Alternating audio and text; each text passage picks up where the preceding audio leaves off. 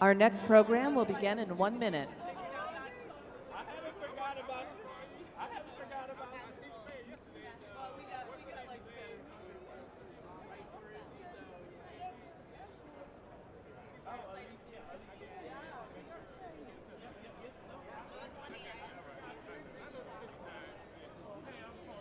Paul Gary Bullock, pleasure to meet you.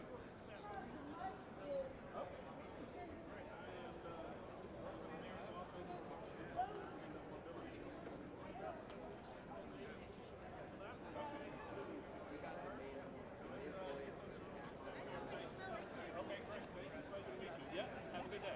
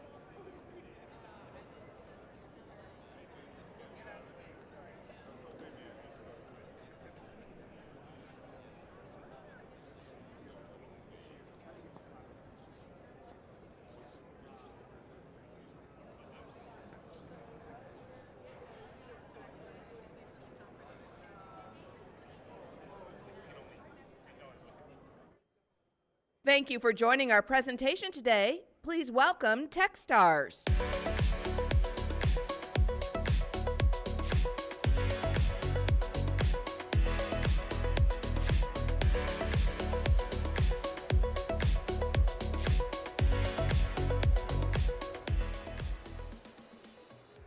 Good afternoon and welcome to the TechStars announcement today. My name is Ted Serbinski and I'm a managing director, part of TechStars.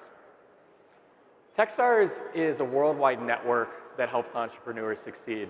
We've been around since 2007 and have helped over 2,000 startups around the world accelerate their businesses, taking them all the way from idea to IPO.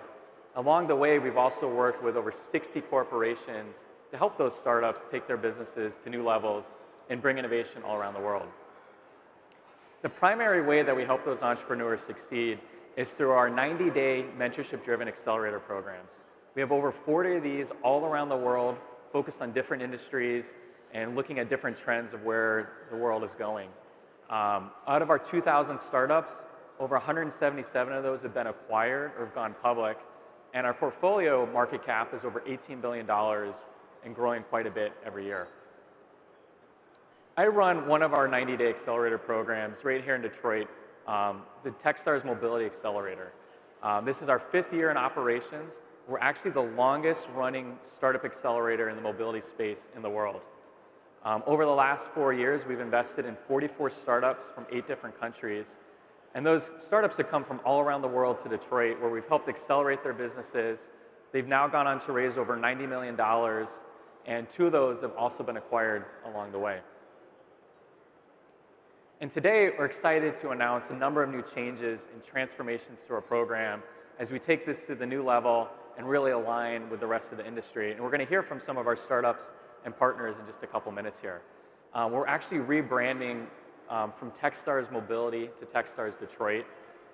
we're announcing one of our new corporate partners, Lear, who's joining our returning partners, Ford, Honda, AAA, USAA, Nationwide, and Planet M. We're also going to be relocating our Detroit office to the Lear Innovation Center later this spring. And we've also opened up startup applications today, looking for those entrepreneurs changing mobility, manufacturing, IoT, or that may just benefit from being in Detroit. And then we'll be making those investment decisions in May. So we're really excited about all the announcements here today. But instead of kind of talking about what we do, I thought it'd be great to hear from a couple of our corporate partners and startups that have gone through the program. Why is working with early stage part of their innovation strategy? Why do startups work with big corporations? And so I'd like to kind of go down and introduce themselves. And we'll start with Bob from Lear. Yep. Thanks, Ted. So my name is Bob Humphrey from Lear Corporation. And what we do is we're a leading global supplier of automotive seating and e-systems. So you can see our products on over 400 vehicle nameplates, and we employ roughly 165,000 diverse employees from around the globe. Hello, everyone. Jason Pfeffer. I am an attorney at USAA. USAA has recently partnered, as mentioned, and we're looking forward to continue to work with TechStars. We represent the interest of the military community from a financial services perspective. So we have insurance, banking, et cetera. So thank you. So my name is Diane Lansinger. I'm the CEO and one of the co-founders of SIVA Technologies. And what we do in SIVA is we enable hardware perception systems. So what that means is we intelligently heat washer fluid and then efficiently distribute it around the exterior of vehicles so it can clean cameras, LiDAR, other types of sensors. When these perception surfaces get blocked by Mother Nature, they actually can't collect any data to run ADAS and automated driving systems. And we keep them physically clean to keep the data flowing. Hi, so my name is Shiva Bhardwaj. I'm the CEO and founder of Pitstop. What we do is predictive maintenance, so we can predict when components are going to fail on vehicles. And what we do with our software is we actually license it out to large suppliers in the automotive ecosystem, to fleet companies and service groups that need to understand how vehicles are performing in the world to ultimately increase uptime and provide predictive analytics. So what's interesting about this panel is just the diversity of mobility. So when we look at Lear as a supplier, USA on the financial insurance side, SIVA a hardware startup, and Pitstop a software startup. To us, when we think about mobility, it's really a very diverse word. And depending on your context, whether you're OEM, a supplier, a startup, or where in the world you are, mobility means something very different to you. Early on, we used to think of mobility as, and we still do, is really the movement of people and goods. And it's across industries like automotive, transportation, travel, supply chain, and even agriculture, healthcare, and beyond. And it's such a diverse word that we actually started to find out that the word mobility can actually be a very limiting word. As we looked to invest in the earliest stages of innovations around the world, entrepreneurs don't necessarily align with the word mobility. They may align with AI or robotics or something entirely differently. And I just wanted to kind of talk about kind of the change of the usage of the word mobility, and starting kind of with Shiva with Pitstop. So they had the fortune of going through our first program back in 2015. This was before Cruise was acquired for $1 billion. This was back then when, was mobility the right word? Was it connected car or something else? And just kind of curious, Pitstop, from your perspective, how is the word mobility, how have you guys thought about it back then and maybe today? So definitely the first definition of the word mobility came from my experience with TED, which was the movement of people, places, and things. And no one was really using that term back then in 2015. And over the past 3 years, I've seen every year, at CES, the auto shows, everyone's starting to make that term a core part of their brand message, a core part of their future, and what's driving core innovation to companies in the automotive ecosystem and even within technology companies. And so what's cool is that over the past 3 to 4 years, we've seen a huge surplus of investment and capital being put into this ecosystem of what we call mobility. And I think the word now is so general, and it can mean so many different things to so many different people. And it's quite exciting to be a part of that wave at that right time. I think Bill Ford really kind of coined that first usage of mobility over a decade ago when he was talking about just human rights and access to food and shelter, but also access to mobility to get to your food or shelter or healthcare. And his venture fund, Fontenalis, really played an early role in helping to shape our role and my thought about mobility 5 years ago. And so now we fast forward a couple of years to 2017 when Diane from SIVA went through. And when we made the investment in SIVA, a lot of people were like, is that a mobility company? And just curious, Diane, how you think about mobility being a hardware company. Yeah, well, actually that was one of the big benefits going through the TechStars program. We kind of wondered, myself, my co-founder and I, do we have a real company here? And one of our big goals in going through the TechStars program was to leverage the mentor cohort that was supporting the program and get validation, we were hoping, for our idea. So TechStars Mobility, at the time, they introduced us to people in Ford and Honda and GM, and we had all of the major suppliers there, Bosch, Valeo, Denso, they all came through. And every single one of these OEMs and Tier 1 suppliers who we had the good fortune to interact with said, what you're talking about, cleaning these hardware perception surfaces, is a real thing, and we don't actually know yet how to solve for it, and we don't see autonomy scaling until this happens, and we don't even really see ADAS systems being leveraged the way they can be leveraged if they don't have the reliability by being clean all the time. So we actually found that it was a great fit, and TechStars Mobility was the door opening for us to that validation of a real market opportunity. And one of our goals of running the TechStars Mobility program is we're great at helping early stage entrepreneurs and investing and backing them and helping them really succeed, but we're not experts in the industry. And so that's where we lean on partners like Lear and USA and others for that.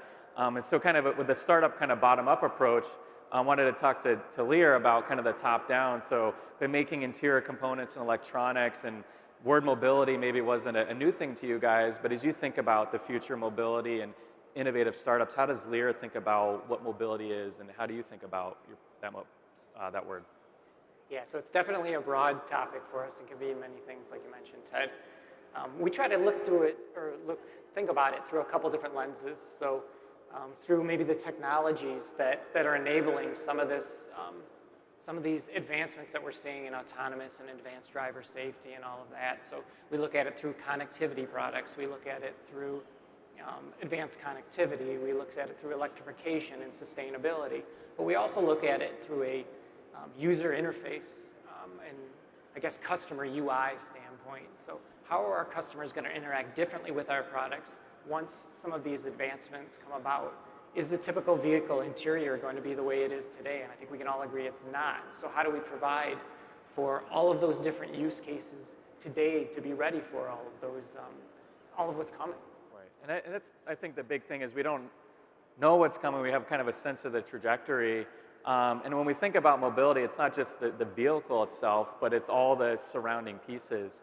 And so with USA kind of on the insurance and finance side, just curious, Jason, how you guys think about mobility being kind of one of those non-traditional players entering the space. Absolutely. I believe the best way for USA to look at it, and what we've been doing, is to start with our member, with the consumer. If I can borrow from the previous panel, there was I think she was a veteran that was disabled. So what does mobility look like in the future to enable her and others in that same situation, the wounded warriors, to be able to go to the doctors or to go to the VFW? And then when we look at a young enlistee without a vehicle, what does transportation or mobility mean to them in and around a base? And one thing that we're looking at right now is to really focus in on the teen safe driving and being a safe driver. So from a safety and prevention perspective, with the help of your technology, how can we make sure in partnership and collaboration that our members are a little more safe than they were 10 years ago? And I think that partnership and collaboration is really what we're seeing different about kind of this new automotive industry as we enter this new era of new mobility, is this transformation from kind of manufactured steel to software and services. And really kind of at that core, just kind of curious about, Diane, you guys are actually manufacturing some kind of steel, and Lear is on the other side kind of supplying those to OEMs. Just curious from your perspective, Diane, kind of how have you guys embraced the auto industry? How has the auto industry kind of taken to, here's a new innovative startup, but maybe you're not yet at production quality to meet 20, 30,000 units. What's been your experience working with those big suppliers? So what I think whether it's an OEM who we sell directly to, or a fleet that's adopting a new technology, or a supplier that's looking for some kind of partnership, I think what all of the established players are looking for is, do you have a real solution? We're all out there placing these big bets about mobility, about driver assistance, about autonomy, about getting equity in transportation to people, and trying to enable that in some way comes through real solutions.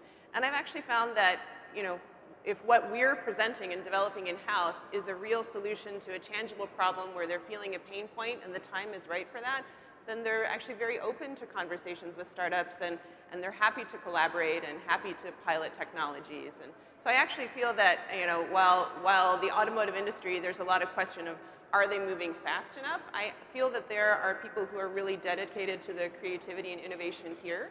And for us at least, it's been a great series of conversations over the last year or two. So. And one of our roles at TechStars is, especially for the auto geeks in the crowd here, is we're kind of like a flywheel, translating that high speed from the startups to maybe the slower, more methodical speed of the corporations. And curious, Bob, from your perspective, as you guys look at early stage innovation, how is this important to your overall strategy as you look at the future of Lear? Yeah, so I mean, you hit it right on the nail on the head there. What we're looking at is how fast the industry's changing these days and how we're able to keep up with all of those changes. So we do it through a multi-pronged approach. Some of it's internal, some of it's through mergers, acquisitions, but a lot of it's through partnerships with startups that can move fast and allow us to get to that point that we need to get so we can then scale and help them scale their product to fit all of our customer needs. But getting to that point and getting to it fast is a huge need in the industry today, and it's not slowing down, I'll tell you that. And we're seeing that just everywhere. And if you go through the automobile area later today or later tomorrow, over 60 startups kind of demonstrating new technology. A majority of those startups out there, I think it's 75% or more, are already working with OEMs and suppliers. And so if you're at an OEM or supplier and walking through that area, there may be some of those startups already engaging with your corporation. And one of those, pit stop, just curious, you guys being on the predictive side, on the software side, how has your experience been with some of the OEMs and suppliers looking at your technology stack and maybe being a very different way of integrating a software approach to the vehicles? Yeah, so initially when we started back in 2015, we got that TechStars boost to meet tons of mentors that lead executive type roles within OEMs and suppliers. And at that time, I think the mobility space was just starting up, and we were getting a lot of feedback saying, hey, we can do some of this stuff ourselves. And about 2 years ago, 2 years after the program, what happened was at this very show, we started meeting with these suppliers again and again, and then they start to realize, well, we actually don't know how to do the stuff that you guys are doing and how you're able to do it so quickly and so effectively. And so that's really where a lot of our partnerships started. And so we're working with some of the top 5 tier 1 suppliers globally that license our software and put it into their products as they're then going to pitch to OEMs and trying to sell new software solutions. And so what we realize is that the culture and agility that we build internally within our software teams is a lot quicker or a lot different than what some of these suppliers are used to in the processes that they're utilizing as a result of building very high production parts, very safe parts. So it's very different cultures and ways of thinking that's required to solve the software problems. And so by coming together, we're able to drive like 10 times more value to the market than trying to do it individually on our own. And Jason from USA, you guys are in a unique position being a bank, but also an insurance institution. So not only do you have to work with an industry that's changing rapidly, but you have all this additional regulation. And so what have you guys found effective to kind of keeping pace with all this early stage innovation, but also fulfilling your fiduciary abilities and your obligations to all the regulations? Yeah, that's a really great question, particularly in today.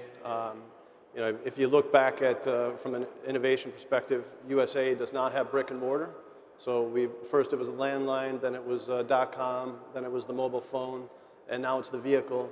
The reality is we can't do it alone. We need the startup community. We need the supply chain base to enable that mobility. But in order to do so, you do have to leap over sometimes the legislative hurdles. You have to deal with this corporation that is focused on compliance and risk, legal, et cetera. And when you take that entrepreneurial spirit of a startup that comes in and the agility that we're looking for from them, then it's a balance of having to go through that pronged approach to start out with the pilot, then to expansion, and then to a full-blown rollout. You have to deal with the legal, regulatory, and compliance issues, and I think from my experience, we've done very well in working with the startups to help them mature, to be able to navigate, and not only be successful with USAA, but go on to work with other companies successfully to navigate themselves there. So. And speaking of challenges, Shiva and Diane, just curious from your perspectives, a lot of pros working with the industry at large, working with big corporations, but what's kind of been your biggest challenge in engaging with these corporations and driving your business? So our biggest challenge by far has been finding the right voice. Who should we be talking to identify the real problem? And then from there, once we find that right voice, find the right advocate for the solution that we're presenting. They're not necessarily the same people or the same team. How you navigate a large established organization is both an art and a science. I think in the end, these are human beings that you need to make connections with and prove that you're trustworthy, that you're going to deliver what you're going to do. But figuring out first what is the right team and who are the right people there and just making the connections is a real challenge. And then getting someone to champion you through is the next big step after that. And to add to that, because it does take time to find that right champion, that time is very dangerous in a startup because that's your survival time. And so that's probably one of the biggest challenges is how do you take, like in our situation is put our product in the aftermarket, which we can move a lot faster with, but then you're more limited on the scale that you can get to, and at the same time working with very large corporations to find the champion, put your product in place so that you start driving scale. And you got to do both things in parallel, and that's obviously challenging when you got a very small team. And so those are some of the challenges. Bob and Jason, from your perspective, kind of tens of thousands of employees across your organizations globally, how do you start to enable those voices and those champions to kind of maybe work with these startups, but at the same time, how do you prioritize maybe hundreds or thousands of those in parallel? I don't know if your orgs have maybe something that stands out as a best practice, or maybe you're still trying to identify that best practice. And either of you.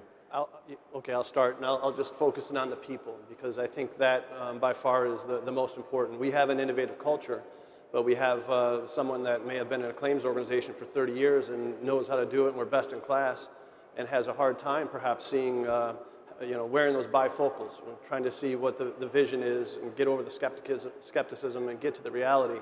And it's all very much a people play and relationships and showing what we can do today and the ROI in the future, but not really too much focused on the ROI and the traditional supply chain requirements at the early stage. So from our standpoint, we do have a structure in place we're people that are experienced in working with startups and understand some of the struggles that they go through to interact with them. But at the same time, we're constantly educating our teams in what they can do to work with the startup, some of our best practices, and just the types of engagements and how to look for value, and how to support that short time period that some of the startups have, right? You're going to run out of money if you can't implement something soon. And in automotive, we've got long lead times sometimes to get through those validation cycles. So how can we be cognizant of some of those concerns or real issues that the startups have, but at the same time still meet our OEM requirements? So. Right, it's really kind of that needle in the haystack. How do you find both sides? And really, as we kind of wrap up the panel here in just a couple minutes, I think one of the biggest benefits that TechStars kind of provides to the startups and the corporations is really helping on both sides to kind of find that needle in the haystack, whether it's the startups kind of trying to identify the people throughout these big orgs, or the big organizations trying to identify what out of these thousands of startups, what are the most innovative ones. We really kind of sit right in between there on both sides. So startups going through our program will interface with hundreds of mentors across these organizations, across the industry at large, and some of those voices and those advocates start to make themselves known as we kind of are a magnet attracting them. And then for the corporations, when we only bring 10 startups through, we really are focusing on the quality of those startups. And so I just wanted to kind of end it, maybe just a quick rapid fire. If there's a specific tip, maybe why startups should work with corporations, or the benefits of this kind of model and what you can learn, and from the corporation side, why it's important to kind of think about the early stages of innovation, not just the stuff that's ready to be commercialized. And maybe we'll start at Shiva and just kind of wind ourselves down. I think at the beginning, as a startup, it was overwhelming to think that large corporations would be willing to work with us, but I think persistence and keeping that hustle is very important.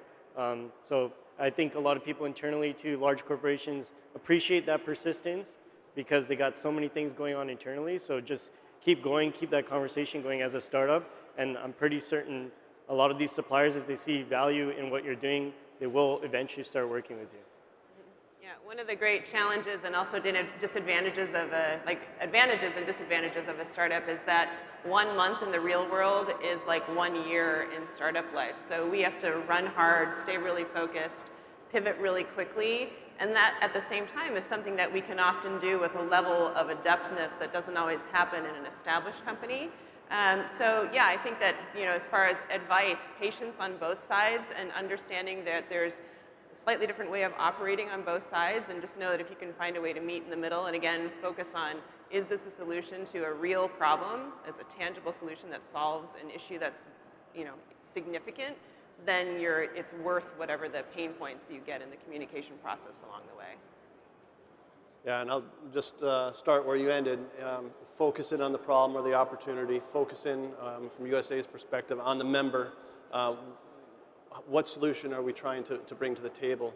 And back to the people, when you're able to navigate and understand the champions and who are the decision makers, wear those bifocal lenses to ensure that you do keep track of those horrible lawyers in these suits, and I wore this for effect, by the way. You'll be great. Patience, absolutely, on both sides. So for us, it's about, and the whole team made a lot of these points already, but knowing where where you fit into the company, understanding the company's business that you're trying to work with, and understanding where you fit in and being able to articulate with the company. I mean, we're seeing, like you said, lots of startups come across the desk every day, and the best ones are those that can tell us how they fit in and tell us how we can engage together. It really makes them stick out. I just want to thank all our panelists today, and I think they really hit the nail on the head, really thinking about the people first, whether it's the problem they're experiencing or maybe the solution on the other side. And at TechStars, we use the same approach when we look at what companies to invest in. It's really those founders first, those individuals. Technologies change, markets change, but those founders, their DNA early on in the lifestyle of that business can really impact it over the lifetime. If you'd like to get in touch with any of us on here, you can just email detroit@techstars.com. There was an email bug as we transitioned this, so if you get a bounce back, just try again the next day. We should have that sorted out. But just want to thank all of our panelists and thank everyone for attending today. So thank you.